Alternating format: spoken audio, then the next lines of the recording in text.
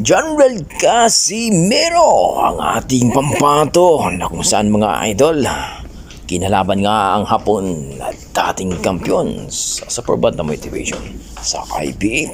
Dito nga mga idol, sa round 1 ay pinakita ni Alas ang kanyang kabangis sa luna at dito tila ba tumilapon itong si Ugong ng Japan.